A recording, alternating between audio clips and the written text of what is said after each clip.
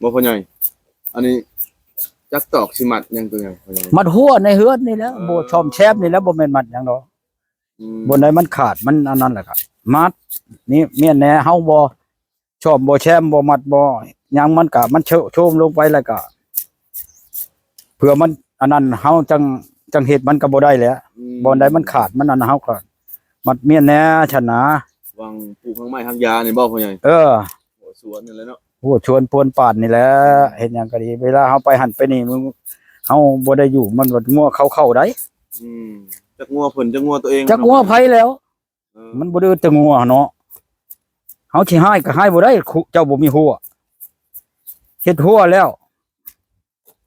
เพิ่นยังว่ายามนายามอันดำนานี่นะนาใกล้บ้านเนาะเจ้าหมูน่ะใช้ขาเพิ่นว่าใช้ขาหมูนั่นอันเจ้านานั่นเฮ็ดหัวแน่นั้นได้มันจังถือกันนั่นอันเจ้านากับเจ้าอันนั้นนั่นเจ้าหมูนั่นหมูก็บ่ใช้ขานาก็บ่เฮ็ดหัวบ่ได้มันกินของเจ้าแน่นั้นได้เรื่องคนเนี่ยหมูใช้ขานาเฮ็ดหัวแหละมันครบเบิดแล้วมันนี่มันเข้าอันหัวเจ้าก็บ่ได้มันมีขาเด้ขาหมูเจ้าเคยเห็นอยู่หรอกขาหมูเขาใช้ขาหมูใช้ขาหมูใช้คอมันน่ะขาหมูในนั้นได้คนตะกี้นั่นแต่คนก็ใช้ขาคือกันได้คนนี่แปลว่าจับคนขโมยนะใช้ขาใช้กับตีนมันบ่คือขโมยในขโมยนี่มีอันนั้นมือแม่นบ่นี่ครับกับมือใช้ตำรวจก็ดีตะกี้กับตำรวจกับบ่มีกับมือกับตีนนี่ก็ดีกับตีนเธอได้อยู่ของเอาไม้ไผ่บ้านนี่ได้เฮ็ดอันกับตีนนั่นไม้ไผ่บ้านนี่เจาะเป็นหูแล้วเอากวบใส่กันเด้ไม่เป็นแต่ละเพื่องนั่นแต่บัดนี้อยู่ชนนั่นกับชนนี้แล้วก็ตีอันนั้นตีไล่ใส่กันแล้วกวบใส่กันแล้วก็แล้วบัดนี้เจ้าเชียนแล้วเชียนั่นได้จะเชียวออกได้บัดนี้ในนั้นได้ว่าไปหาเมียที่ได้ผู้มาอยู่มาเผากันยังบ่ได้นะพ่อยังบ่แม่นโอ้ยมันบ่แม่นหมอผู้ให้ไปน่ะมันก็ว้าวบ่คือปานใดนะว่าช้ำกันแล้วกับเจ้ามันไปแล้วมันสิช้ำค่อยพี่ช้างก็ช้ำค่อยนี่ก็ธรรมดาแหละค่อยก็อายุ50ปลายอันนั้นมัน60กว่า70พุ่นจนแค่เฟื่องลมบ่มีย่อก็ว่าจะเอามาเบิ่งมาเฮาบ่แม่นว่าเฮาเอามาเบิ่งเฮานี่เอาเขามาเบิ่งเฮานี่เบิ่งเขาแม่นบ่ว่าไงมันสิเป็นในรูปนั้นได้บัดนี้น่ะจังว่า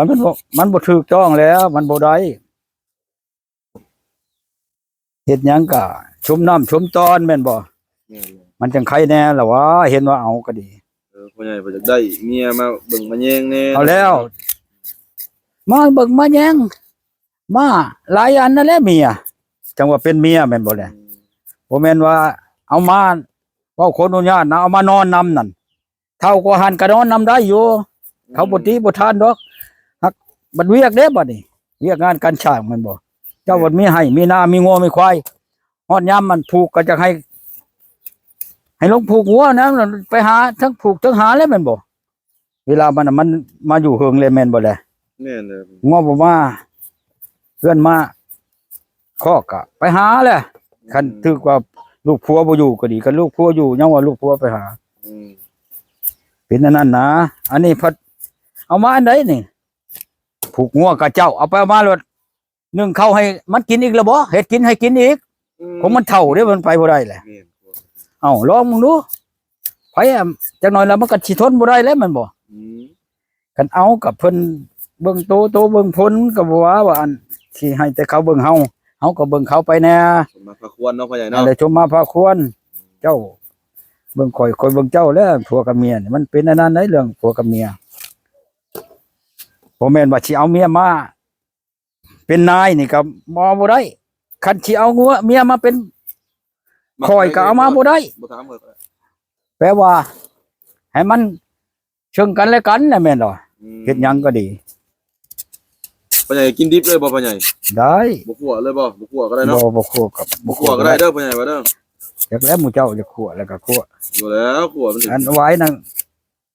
เกี่ยวเมี่ยนกินมื้อ อืม ยังบ่ได้กินนะเอาเข้าตู้เย็นเมี่ยน อืมสิเฮ็ดเองบ่พ่อใหญ่หวาย ฮะ สิอ้อมเองบ่หวาย จักแหล้วเบิ่งซะก่อน มันก็จริง มีผู้มาอ้อมก็กิน ไปได้ค้าน่ะเช้าแล้วบ่พ่อใหญ่ไข้เลยบ่ ไข่เนี่ยอัน ไข้เลยยังว่า อัน ขนาดเฮาก็ยัง ใช้น้ำมันอันนั้นน่ะค่อยคั่นน้ำมันน่ะเบิดเลยได้ มารถ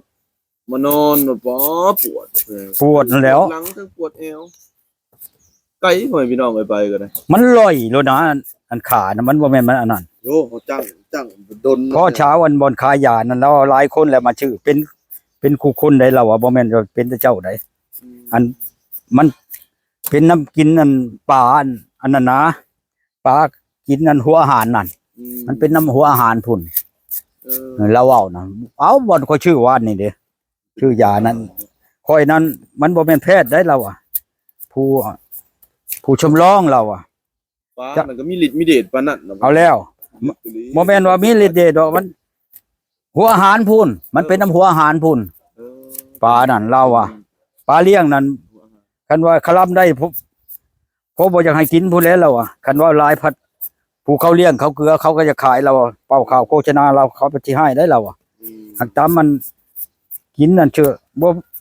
ตามแพทย์เขากวดนั่นคอยกับแพทย์คือกันหักแต่ว่าเป็นผู้ชมร้องเราอ่ะบ่แม่นเป็นน้ำหยังเป็นน้ำมันปลานั่นแหละปลาเลี้ยงน่ะปลาในบ่ปลาอันนั้นบ่นั่นนะปลาแนวอันเกลือหัวอาหารนั่นคันว่าปลาธรรมชาตินี่บ่เป็นหยังดอกเราอ่ะเป็นน้ำหัวอาหารนั่นเราอ่ะเราว่าวันนี้เด้ข้อยก็เชื่ออันช่องเนี่ยอย่างตัวหนึงก็เป็นเม็ดตัวหนึงก็เป็นนั่นจะคือยาชูพัดนี่แหละมันหักหลอดจะคือกันแหละเบิดแล้วเบิดคืนนี่กดบีบออกมาแล้วกดนวดขานี่คือว่าย่างได้แหละลูกกระบวนเจ็บปะใดแต่เก่าเชลูกไปละเชไปซะก่อนมันจังบ่อยู่เด้ขาเบิ่งชายนี่เอาเลยข่อยจะว่ามันเป็นน้ำยังข่อยมาคิดเบิ่งนี่ข่อยแต่เก่าข่อยบ่เคยเป็นมันมาเป็นเอาบาทเดียวนี่ ไปรถคิดว่าพ่อเฒ่าพายอยู่สารวัตรนำพ่อใหญ่ว่าสิชวนพ่อใหญ่แว่ได้ก็เพิ่นอยู่แถวนั้นได้ เอาแล้วอันเที่ยวข่อยนั้นโทรมานั่นเจ้ามามื้อนั้นนั่นกายข่อยมันว่าอันผู้เจ้าไปอันหานั่นตะกี้น่ะเอาผัวข่อยเราอ่ะอีนายนั่นน่ะเอาผัวเราเอาผัวแล้วปะกันกับเราแล้วไปเอาอีนายนี่ไปเอาอีนายนี่รถตายผัวเราน่ะผัวเชี่ยวนั่นแล้วเชี่ยวโทรมาคืนนี่โอ้ยโทรมากับพ่อมาเวเต็งแหน่มันว่าอันเชี่ยวบ่ยิงดอกหากเป็นอันเชี่ยวอันตะกี้น่ะเชี่ยวกับผัวมันนั่นผู้ชายและผัวมันน่ะของหมอน่ะมันเป็นทหารอยู่ในชนูนี่เด้หมอเชี่ยวมันน่ะและอ้ายมันน่ะมาเอาเมียในบ้านนี้เอาในบ้านอันกุดแค่นี่อันผัวอันอ้ายอันเมียนั่นบ้านนี้เราค่อยละเป็นเชี่ยวกันกับอันผัวมันบ้านนี้แล้วเอากันกับมันแล้วบ้านนี้ละป้ามันป้าเชี่ยวนะป้าเชี่ยวยิงนี่นะป้าแล้วไปเอาอีนายนี่อีนายอันบนค่อยไปนี่ตายน้ำอีนายนี่จังว่าจังว่าเมื่อบ้านอันหมอนินนั่นประเทศจริงนั่นบ้านหมอนินนั่นมันบ้านนั้นผัวเชี่ยวนะผัวเชี่ยวน่ะกับบักเชียนเชี่ยวบ้านนั่นเชี่ยวค่อยนี่นะบักเชียนเอากันกับบ้านนี่ก็ได้ลูกช่องบักเชียนนั่นบ้านนี่แหละป้ามันแหละไปเอาอีนายนี่อีนายอันแก้วนี่นะแม่แก้วนี่นะอีนายแก้วนี่นะชื่อเรานั้นเชี่ยวบอกคักเลยเช้านี่กระโทรมาปีใหม่เต็งขึ้นไปย้ำมันเชี่ยวเลยมันเอาผัวแล้วเอาผัวใหม่นะอยู่นำกันกับผัวมันนี่แหละผัวโตบ่ให้บ่เชี่ยวอันโตโทมาเองเอ้าให้ยังเชี่ยวมันบ่เป็นผัวบ่เป็นผู้เว้ามันว่าบ่ยันว่ามันโทรไปหันไปนี่แหละให้กันบ่มันว่าให้เต็กพัดหัวแล้วมันว่าบ่แม่นนะมันว่าชี้ได้บ่แม่นว่าผู้เว้ามันว่าเชี่ยวหักเชี่ยวแพงกันลีนั่นบ่แม่นเชี่ยวมื้อนี้บ่ว่าตั้งชาว30ปีแล้วเป็นเชี่ยวกันกับผัวมันบักเชียนน่ะเชียนเป็นทหารอยู่ในเชโนนี่ตะกี้แล้วมาแล้วเป็นเชี่ยวกันบัดนี้บัดเมื่อบ้านแล้ว ตกอันนี้มาแล้วมันจื้อชื่อตัวเองแล้วมันก็โทรมาหาเฉียวนะ อืม ตายเลยได้ลูก2 คนผู้ชายผู้หนึงมันยิงผู้หนึงผู้ชายน่ะเอาเมียแล้วเอามาเฮือนมันว่าแต่มันมันยิงนั่นยังผู้หนึงนั่นอายุ16 ปีอยู่น้ำมันนี่อันนั้นแล้วเอากันกับเพิ่นเที่ยวอ่ะอันให้ลูกโตนำมาเอาผัวแล้วมาเลี้ยงเต็งนะเฮ้ยเฉียว